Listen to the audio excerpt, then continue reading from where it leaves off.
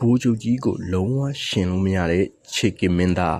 အားလုံးပဲမင်္ဂလာပါဗျကျွန်တော်ရဲ့ Sport Box YouTube TikTok Facebook Page မှာအားလုံးကိုပြန်လည်ကြိုဆိုလိုက်ပါတယ်ဗျကျွန်တော်ခုတင်ဆက်ပေးမယ့်အကြောင်းအရာကတော့မနေ့ကမှပြီးဆုံးသွားတဲ့ One Samurai ရဲ့ပွဲထဲမှာကျွန်တော်ရဲ့အကြိုက်ဆုံးပွဲတစ်ပွဲ Yuki Yusa နဲ့ Hakari တို့ရဲ့ Bantamweight Kickboxing World Championship ပွဲတစ်ပွဲဗျဒီပွဲကတော့ကျွန်တော်ရဲ့ Samurai ရဲ့အကြိုက်ဆုံးပွဲ Bantamweight Kickboxing World Championship ရဲ့ကပတ်လူပွဲ Jonathan Hakari နဲ့ Yuki Yusa တို့ရဲ့ပွဲကျွန်တော်ဒီပွဲမှာပွဲကြိုတော့ကပြောခဲ့တယ်လို့ပဲ Yuki Yusa အနေနဲ့9ချီလောက်စောနိုင်တဲ့တက်လုံးပါလာပါမလားပြီးတော့ Jonathan Hakari အနေနဲ့ Yuki Yusa ရဲ့ low kick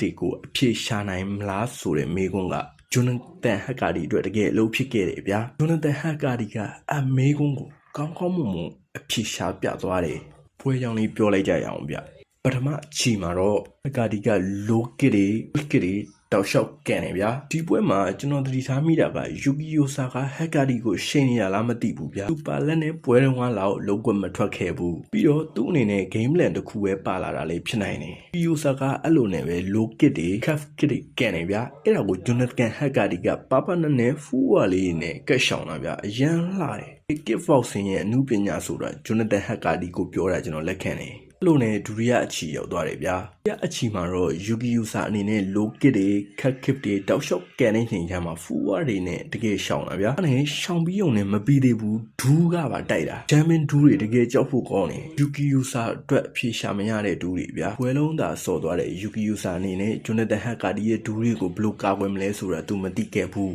တတိယအချီရောက်သွားတယ်ဗျာဒီမှာ Yuki Yusa ရဲ့တက်လုံးကလုံးဝကျနေတဲ့တိတာလေဗျာဒီ low kick တွေ calf kick တွေကအလုံးမဖြစ်တော့အန်တူတွေထိုးတယ်ဗျာဘွယ်လုံးကြည့်ရတာ Yuki Yusa ပြရတွေခတ်နေတယ်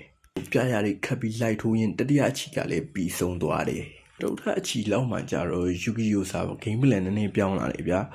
ဝိုင်းညာဝိုင်းတွေထိုးတယ် low kick တွေကန်တယ် calf kick တွေကန်တယ် Hakari လည်းနည်းနည်းအများတော့ပြန်ထိတယ်လို့ Yuki Yusa ဂက်တွေလိုသွားတဲ့အချိန်မှာ Jonathan Hakari ရဲ့ German ဒူးတွေကYuki Yusa အတွက်တကယ်အိမ်မဆိုးဖြစ်ခဲ့တယ်ဗျာ